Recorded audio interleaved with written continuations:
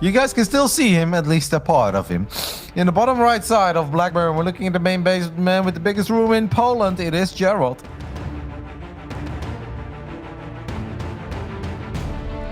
And down over here on the bottom left-hand side of the map, we have our blue Zerg player from Shopify Rebellion. He is Lambo.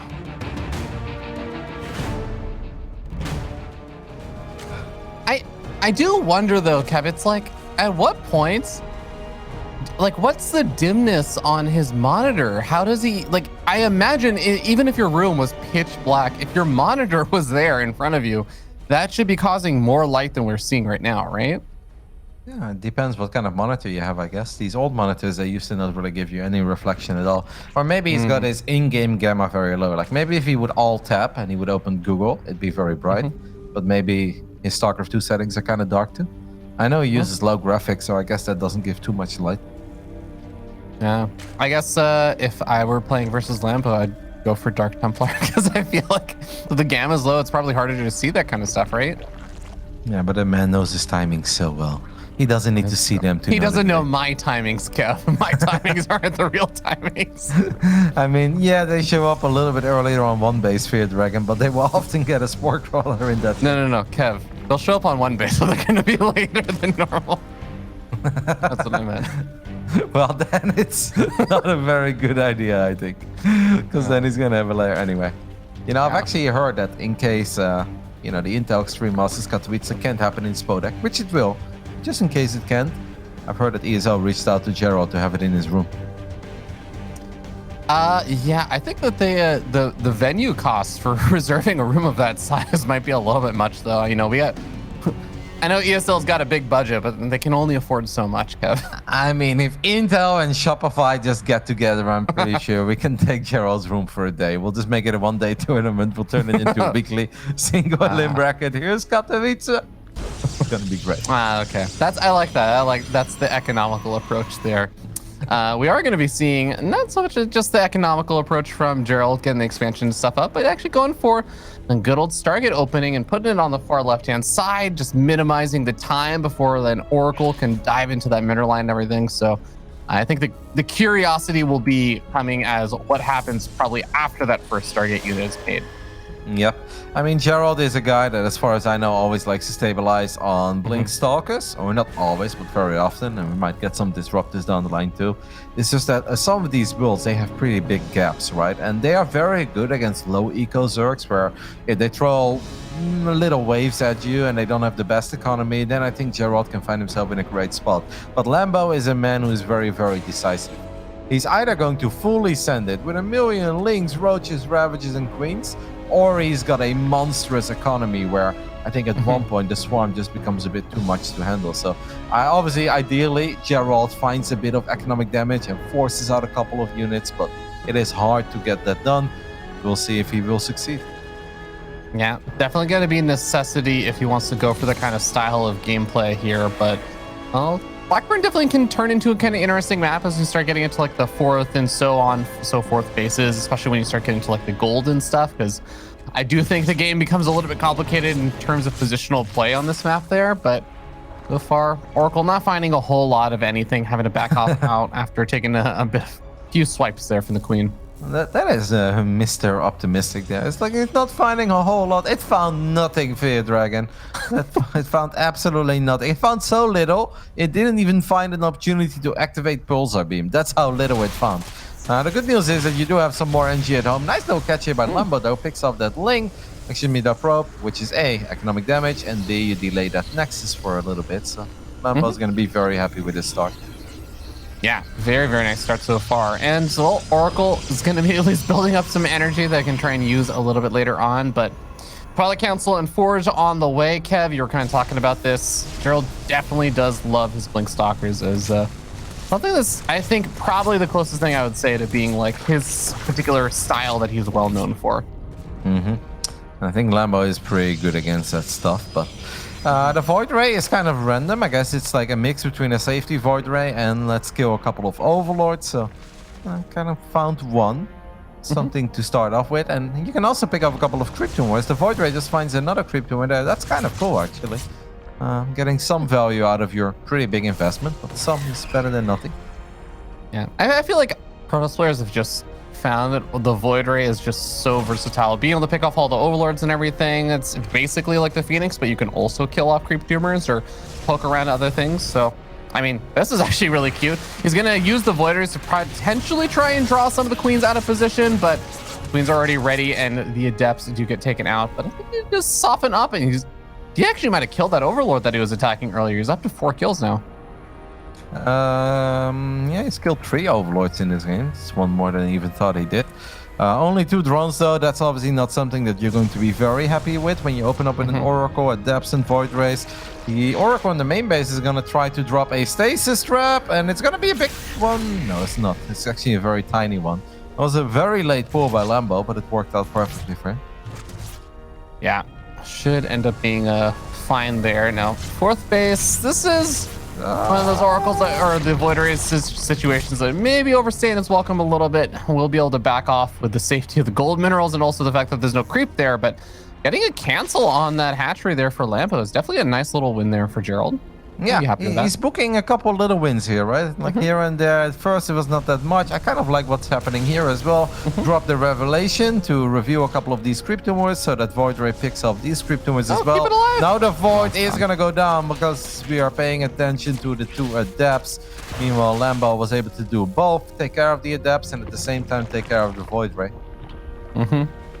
Dark Shrine on the way behind this, as we do already actually have multiple Spore Crawlers finishing up at this base as well. So, going to be a little bit difficult, but if he does find the opportunity to, Gerald's been doing a really nice job, like you were saying, with the Oracle and the Void Ray and everything. Just like this uncommitted harassment, finding little victories here and there. But it is eventually going to come down to the big fights, the big things that are going to be happening, because Lambo is getting his hive into gear. He's flooding out some of those roaches now. He's getting up all of his upgrades. He is getting out a lurker den as well. He is getting ready for the really big trades that are going to happen in the mid and late game stages. Yeah, but that does mean that Gerald can show us what he's really made of, right? Like, I think the games where he tries to play like this, but then he gets swarmed by Ravagers, Banelings, and he just never really gets where he wants to be. I think those are a bit frustrating for him. This is the kind of game where Lambo says, all right, mate, you want to play late game, then we are going to play late game. So Gerald can just execute with the army that he's comfortable with, but the army that he likes to play around with, and maybe even find a little timing before those lurkers are out, as we have a couple of force fields go down. He does not get the queen yet, though. You want to be careful. You don't want to lose your sentries here, and both sentries will go down. I guess there are worse things. The Warp Prism is flying towards the main, by the way. That's a little bit ambitious. Few Dark Templars getting warped in. That would very well find some success. But Lambo made a lot of units, and the Roaches just popped. What are the Roaches up to? The DTs are going to go for the Spore Crawlers by the looks of it. I mean, we will find damage here, but this is obviously a big investment too, man. Yeah, but I mean, after you take out the Spore Crawlers, there's only one Overseer out on the map right now, so it's taking a while to actually get over there. This is a big investment, so you definitely need to get some damage. Now he goes after the Hive. I would have loved if he had gone after, I mean, I don't actually think he could have gotten any of the other buildings there, but I was thinking that maybe going after one of like the Lurker Den or something would have been fine sometime, but Really good crisis management by Lambo there, because Lambo just had to deal with Blink Stalkers in the center of the map, and then Dark Templars running into his natural and the main base, going for his detection. They killed the Spore Crawlers, but Lambo did a very good job in not taking too much damage there. However, he's now at 73 drones. That is not exactly what Sweet Zerg Dreams are made of. And he's very heavy on Roaches and Ravagers. Doesn't quite have the Lurkers out yet. So far, so good. There's a hidden Disruptor on the high ground, but it doesn't get a great shot. Does find a queen. I mean, Gerald is actually in a pretty sweet spot. He's even getting the second Robo. And Disruptors are pretty damn good against Lurkers, Fear Dragon. Yeah, in the sense that Gerald is basically staying alive and continuing to keep a little bit of pressure and presence on the map, preventing Lambo from just immediately attacking into him. I think he's doing great. It is going to be a little bit of a question to me of how well he's going to do after Lambo is able to get up those last couple of lurkers and stuff that he's looking for. He's got his hive tech and everything finished up, because I think now is going to be the time where Lambo is able to start pushing forward. And Gerald isn't quite maxed out just yet, so this is the scary moment over here. As Stasis Trap does catch a lot of these roaches. That is a very nice time saver. I mean, don't forget there are a couple of Zealots, though, that are about to run into the natural. We could have Zealots and DTs warped in the main base, too. And attacking with Lurkers, if you don't have Adaptive Talents, is not really possible. Yeah, I'm actually surprised that Lambo's now maxed out again, and he doesn't have any Vipers. don't you feel like without Vipers, it's actually going to be really hard to win a fight against Blinkstalkers and Disruptors? I'm starting to like this more and more for Gerald if he doesn't make any big mistakes. Yeah, he is moving very far onto creep, and he is going to be throwing out some of his disruptor shots now. I'm a little bit afraid that he'll get kind of hit from both sides, but the Zealots are doing a great job actually buying some time on that left-hand side, making sure he didn't get surrounded. The disruptor is staying alive as well. Some of the stalkers are starting to fall. The roaches focus firing down. The disruptors to the flank coming in. Yeah, okay, Lambo's doing great in the center of the map, but he's doing terrible in the main. He's been taking a lot of damage, and this hive is actually gonna go down. And that means he still has no Vipers. Now, I do think he's gonna clean up everything, but can you really end the game if you don't have any Vipers? I just have such a hard time believing that. I'm definitely with you, and I feel like if there were fewer disruptors still out on the map, then maybe there'd be a chance right now, but there's actually just been crazy disruptor production. Even with all the disruptors that just went down during those last couple of fights, we're already up back to 5, and two more are about to pop up to 7. I'm actually a bit surprised that Gerald is going out this far. Like, you just killed the hive, mate. Aren't you kind of happy with that? It feels like he's trying to catch the army in the center, but he has no idea about all the units of Lambo that are about to run into his natural. A lurker gets a couple of shots off too, and now things will get awkward. Can we get a big disruptor shot? One time and one time only. First one is not bad. Revelates a couple lurkers too. Second Nova kind of whiffs. I mean, this game is just bananas at this point. It really does feel that if we get a few good shots, it should be doable for Gerald, but he's losing so many of his disruptors, which felt unnecessary if he wouldn't have been in the center of the map. And definitely getting caught completely off guard by that movement on the south side of the map. And now with the Robos actually just getting completely halted with their production there, it really seems like without the disruptors, how on earth do you actually defend against this or deflect this? It feels like the answer is you don't. It kind of seems like Gerald is already living on his last life right now. Yeah, really, really unfortunate for Gerald being that far out of position. This is kind of a mistake to go into the center after he just killed the hive. I don't think there was any need to be there. He just missed it. He had observers, he had oracles, but he did not see that big army run towards his natural. During all of this, Lambo made a very good play with those 2 Ravagers on the left side of those gold minerals. Landed a few corrosive balls, picked up a couple of probe kills too. So our favorite Lambo does take the 1-0 lead, but that honestly was pretty close. And if Gerald just flies around with the Oracle, he has an observer towards the bottom side there, and he knows where that army is going from Lambo, you cannot run into an army of 6 or 7 disruptors. Like, you can maybe try to contain it a little bit, you can try to put pressure through the other side of the gold, maybe at the top, but normally you cannot run into that army. But yeah, if that army is in the center of the map, you can just run past it.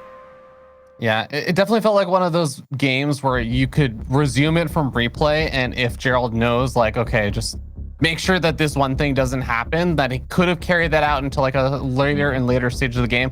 I'm curious, and I'm not to imply that like Gerald was not getting into a good position and everything, but I think one of the things that was on my mind was Gerald is doing a good job of surviving and stuff, but outside of like the big committed attacks and stuff where he did snipe off the hive and everything, that's great. It buys time.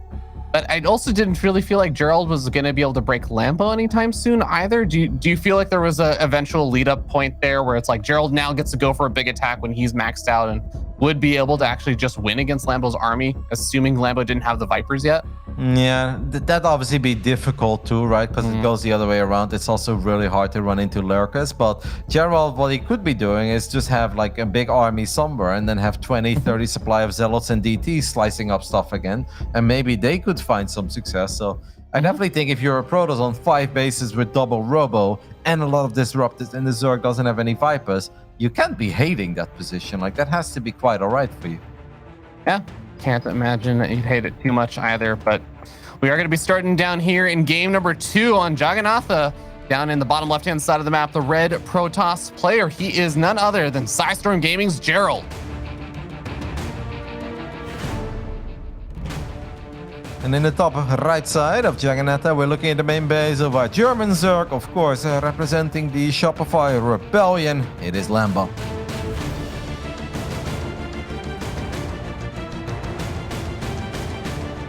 Okay, Kev. Jagannatha, Queen walks, Lambo. Talk to me. What do you think is happening or isn't happening? They say sometimes someone is, second to none. But we know we can't say that when Vanya is on this planet. So Lambo could very well be the second best Queen Walker on this planet after Vanya. Just second to Vanya. I don't know if it's happening. It depends a little bit on how Gerald is opening. Depends on how many Stargate units he's going to go for against Oracle, Void Ray. Yeah, I don't think it'd do too bad, because I do think that Lambo could hit a pretty devastating timing before Blink is truly done. And Stalkers without Blink, they obviously don't deal very well with big numbers of Roaches and Ravages. Considering that he has taken the Triangle Expand first, you know what? Yes, it's happening. All right.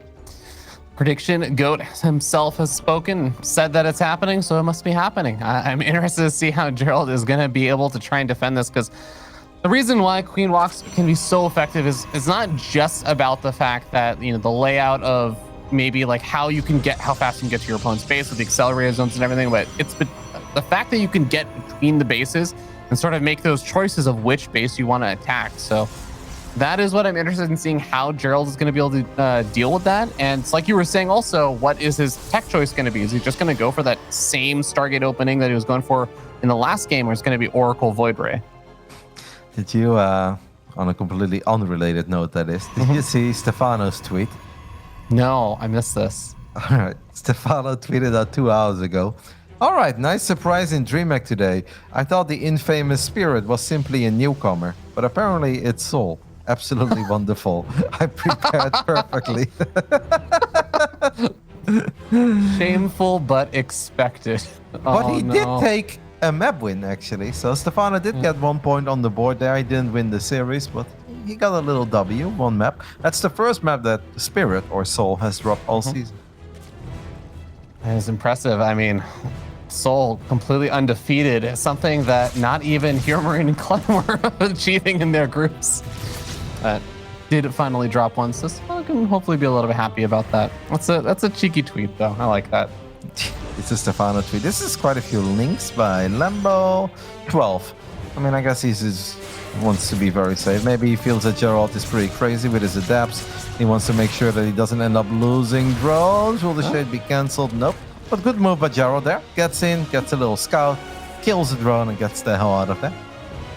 Yeah, definitely going to be useful for the defense later on if he ends up getting attacked by some of the Queen Walks across the map from Lambo. Void Ray does pick off some of those Overlords, and we do have Lambo starting to produce a few more Overlords over here, but I think usually the Queen Walk I mean, there's different times for the Queen Walks, right? But the Queen Walks that usually we end up seeing, it comes in the next like 15 or so drones, right? This is kind of funny. Yes, and most of the time it's around 51, 48, something like that. Lambo, for the second time in this best of 3, is able to pick off the probe that is supposed to warp in the third nexus. This time force the Oracle to use energy. He's now going to send the Lynx back. The Lynx could win the fight, but they can also just pick off the next probe. This is really good stuff by Lambo. And now he forced the Oracle to turn around. That Void Ray is not finding a lot of success on the other side of the map. Has killed apparently 1. Oh no. Is he gonna get probe number 3? Yes, he does. Meanwhile, the Void Ray did also kill 2 drones. But Lambo has just delayed this Nexus for a solid minute. Yeah, not only that, even gets the Oracle to activate the Pulsar Beam as the Lings are already running away, and Oracle doesn't actually get a whole lot done there. So more energy even wasted. Finally, the third base actually goes down over here, but like you were saying, every single second, every like 10 seconds that goes by that the Nexus is not being planted down, it feels just horrible as a Protoss player. It just feels like your entire economy is extremely stinted and delayed. Yep. You just feel broke. Now, Gerald's follow-up is obviously interesting because he's really switching things up here. Changing gears.